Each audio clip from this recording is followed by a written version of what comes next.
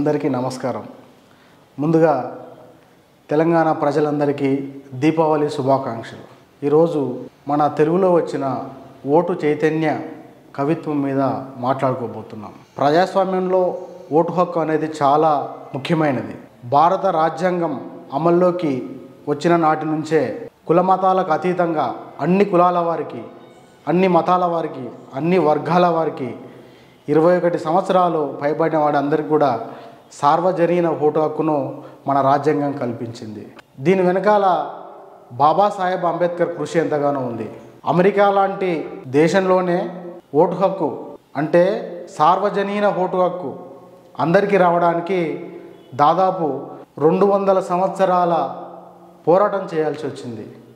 కానీ మన భారతదేశంలో రాజ్యాంగం అమల్లోకి వచ్చిన నాటి నుంచి కూడా 21 సంవత్సరాలు నిండిన ప్రతి ఒక్కరికి కూడా ఓటు హక్కు వచ్చింది.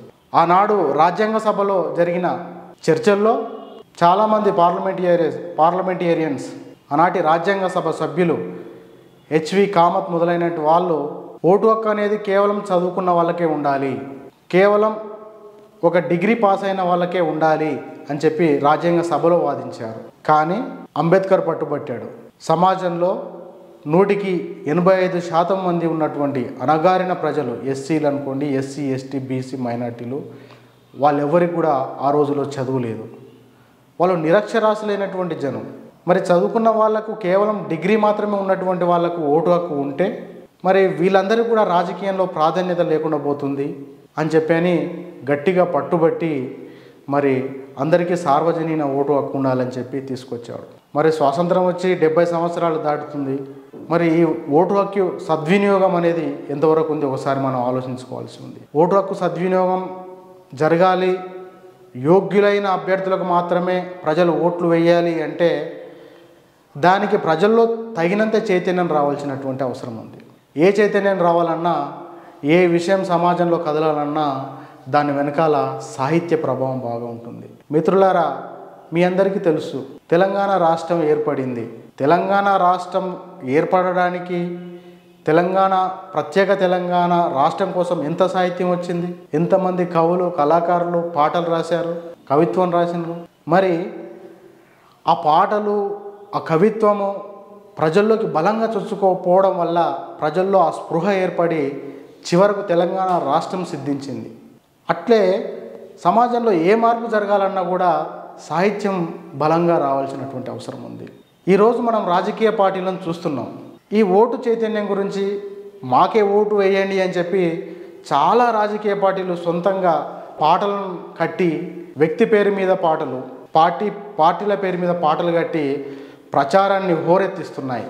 మరి మన తెలుగు సాహిత్యంలో ప్రముఖులైన కవులు ఓటు హక్కు గురించి వాళ్ళు ఏ విధమైన కవిత్వాన్ని రాశారు, ఓటు హక్కు మీద తమ అభిప్రాయాన్ని కవిత్వం రూపంలో ఏ విధంగా వ్యక్తపరిచారు అనే విషయాన్ని మనం ఒకసారి చర్చించుకుందాం. మిత్రులారా, తెలుగు కవులలో ఎన్నికల్లో పోటీ చేసిన వాళ్ళు కూడా ఉన్నారు. ప్రముఖ కవి కాళోజీ నారాయణరావు గారు పోటీ చేశారు ఎన్నికల్లో. వరంగల్లో పోటీ చేశారు.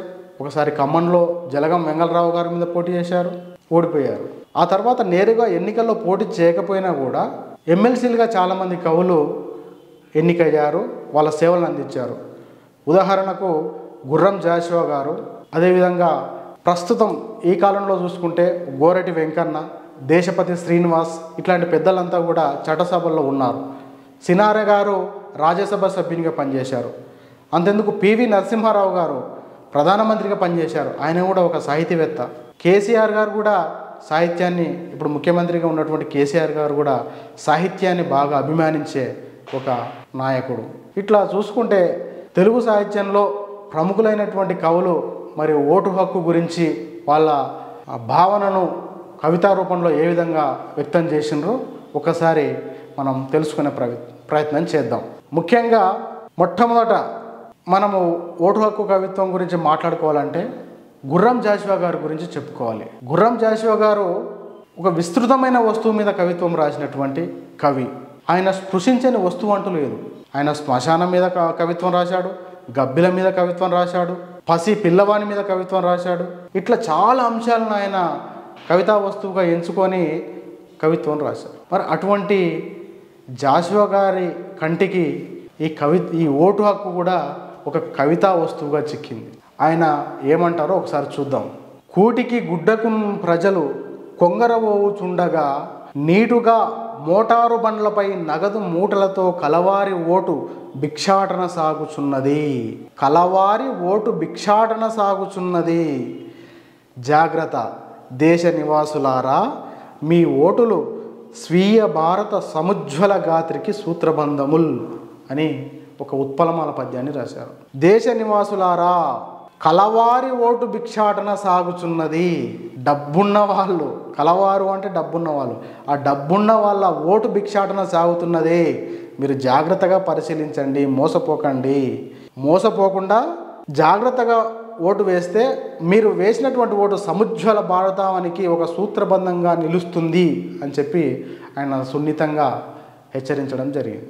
అంతేకాకుండా జాషువా గారు ఏమంటున్నారంటే, జాషువా గారి తర్వాత ఇంకా ఓటు హక్కు గురించి చెప్పిన వారిలో ప్రముఖంగా మనము కాళోజీ గారిని తీసుకోవచ్చు. కాళోజీ గారు ఏమంటున్నారంటే ఒక కవితలో, ఓటిచ్చు అధికారం ఉన్నట్టి వారు ఎన్నికల సమయాన తిన్నగా వినుడు, మట్టి బాణలను కొట్టి చూచెదము, సరుకు కొనిన వీధిల్లా తిరిగి చూచెదము. ఓ ప్రజలారా వినండి, ఓటిచ్చు అధికారం ఉన్నట్టి వారు ఎన్నికల సమయాన తిన్నగా వినుడు, మట్టి బాణలు కొనిన కొట్టి చూచెదము, సరుకు కొనిన వీధెల్ల తిరిగి చూచెదము, పండు పండేనో లేదో పట్టి చూచెదము, ఓటు వేయుట పిల్లలాట ఎట్లగు, అభ్యర్థులై ఓటులు అడిగేవారు ఏమి చేసిరో ఎటువంటి వారో పురుషులెవ్వారు గుర్తించి ఓటు గురిపించవలయు అంటారు. మనం మార్కెట్లోకి వెళ్ళి ఒక కుండను కొన్నా కూడా ఆ కుండను చేతితో పట్టుకొని కొట్టి చూస్తాం ఇది బాగుందా లేదని చెప్పి. అట్లాంటిది మన భవిష్యత్తుని నిర్ధారించే ఓటును వేసేటప్పుడు ఇంకెంత జాగ్రత్తగా ఉండాలో అని చెప్పి కాళోజీ గారు మన బాధ్యతను గుర్తు చేస్తున్నారు. ఇంకా ఈ కవిత తెలుగు సాహిత్యంలో కాస్తో కూస్తో అభిమానము అభిరుచి ఉన్న వాళ్ళందరికీ తెలిసినదే. కాళోజీ గారు 1967 సంవత్సరంలో రాసిన కవిత, అభ్యర్థి ఏ పార్టీ వాడని కాదు ఏ పార్టీ వాడో చూడు, ఎన్నుకుంటే ఎలగబెట్టడం కాదు ఇందాక ఏం చేసిండో చూడు, ఇప్పుడు కట్టే ముడుపులు కాదు ఇందాక చెల్లించింది చూడు, పెట్టుకునే టోపీ కాదు పెట్టిన టోపీని చూడు, ఎగరేసిన జెండా కాదు చాటున ఆడిన దందా చూడు, మనిషిని చూడు చరిత్ర చూడు నుడువులు కాదు నడవడి చూడు. ఇది కాళోజీ గారు చెప్పినటువంటి ఒక అద్భుతమైన కవిత. మిత్రులారా, ఇంకా పోతే ఆరుద్ర గారు కూనలమ్మ పదాలు అని చెప్పి ఒక అద్భుతమైన పోయిటరీ రాశారు, చిన్న చిన్న మినీ కవిత్వం మాదిరిగా. ఆ ఆరుద్ర గారు అంటారు కూనలమ్మ పదాలలో, బ్రూటునకేసిన ఓటు బురదలో గిరవాటు, బ్రూటునకేసిన ఓటు బురదలో గిరవాటు, కడకు తెచ్చును చేటు ఓ కూనలమ్మ. బ్రూటు అంటే క్రూర స్వభావం కలిగిన ఈ రౌడీలు గూండాలు అనే అర్థం ఇంగ్లీష్ పదం బ్రూటు. మరి ఆ క్రూర స్వభావం కలిగినటువంటి రౌడీలు గూండాలు రాజకీయాల్లోకి ఎందుకు వస్తున్నారు? మరి అటువంటి వాళ్ళకు ఓటు ఎందుకు వేస్తున్నారు? అటువంటి వారికి వేసే ఓటు బురదలో గిరవాటు, మీరు బురదలో వేసినట్లే అని మన ఆరుద్ర గారు చెప్తున్నారు. ఇంకా ఓటు మీద రావి రంగారావు గారు ఎన్నికల చెనుకులు అని ఒక చిన్న పద్య సంపుటిని కూడా ఆయన వెలువరించారు. చిన్న చిన్న పదాలతో 4 పాదాలతో ఒక మినీ కవిత్వం మాదిరిగా కొన్ని మంచి వాక్యాలను రాశాడు. ఓటు వాటేసుకుంటే పుట్టేది రాక్షస బిడ్డే, నోటు వాటేసుకుంటే పుట్టేది రాక్షస బిడ్డే, ఓటు పెద్ద గుణపమైతే ఎంత బాగుంటుందో అవినీతి గుండెల్లో. ఇట్లా చాలా అద్భుతమైన కవిత్వము మన తెలుగు సాహిత్యంలో ఓటు హక్కు ప్రాధాన్యత, ఓటు హక్కు సద్వినియోగంగా వినియోగించుకునే విషయంలో ఎంతో అద్భుతమైన కవిత్వం వచ్చింది. ఇంకా పోతే పాట అనగానే మన తెలుగు సమాజంలో గుర్తుకు వచ్చే పేరు గద్దర్. మరి గద్దర్ కూడా చాలా సంవత్సరాల పాటు ఆయన విప్లవోద్యమంలో ఉన్నాడు. విప్లవోద్యమంలో ఉన్నవాళ్ళు ఈ ప్రజాస్వామ్యంలో ఓటు హక్కును వాళ్ళు విశ్వసించరు. గద్దర్ గారు ఆ విప్లవోద్యమం నుంచి బయటికి వచ్చిన తర్వాత 2018 సంవత్సరంలో ఆయన ఎన్నికల సంఘానికి ఓటు హక్కు కోసం దరఖాస్తు చేసుకొని ఓటు హక్కును పొంది మొట్టమొదటిసారిగా ఓటు హక్కును వినియోగించుకున్నారు. గద్దర్ గారు కూడా ఒక అద్భుతమైన పాటను ఓటు మీద రాశారు. రాజకీయ బానిసలారా ఈ రాజకీయ బ్రతుకులు వద్దురా, ఒకే మనిషికి ఒక ఓటురా, నోటుకు బలిపెట్టొద్దురా, వీళ్ళ కట్టలేనిది ఓటురా, నీ బ్రతుకును మార్చే తూటరా, అది బాటరా, బాబాసాహెబు మాటరా అని ఓటర్లను చైతన్యం చేసే ప్రయత్నం చేశాడు. అట్లే ప్రజా యుద్ధ నౌక గద్దర్ గారు ఈ విధమైన కవిత్వాన్ని, ఈ విధమైన పాటను రాస్తే, మరి గోరటి వెంకన్న ప్రజా వాగ్గేయకారుడు గోరటి వెంకన్న ఓటేడ నేనేస్తిరన్నా, నా ఓటు దానోటు నా పెండ్లమే గుద్దే, ఓటేడ నేనేస్తిరన్నా అని చెప్పి ఓటర్లకు ఈ రాజకీయ పార్టీలు మందు లిక్కరు ఎక్కువగా తాగించి వాళ్ళను ఓటు వేయడానికి తరలిస్తున్న క్రమంలో ఒక వ్యక్తి తన ఆవేదనను చెప్తున్నటువంటి విధంగా పాటను రాశాడు. ఓటేడా నేనేస్తిరన్నా, నా ఓటు దానోటు నా పెండ్లమే గుద్దే, ఓటేడా నేనేస్తిరన్నా అని చెప్పని. ఇట్లా తెలుగు కవులు, తెలుగు సాహిత్యంలో ఉన్నటువంటి కవులు ఎప్పటికప్పుడు తమ వంతుగా సమాజాన్ని చైతన్యం చేసే దిశగా వాళ్ళ కళాన్ని కదిలిస్తూనే ఉన్నారు.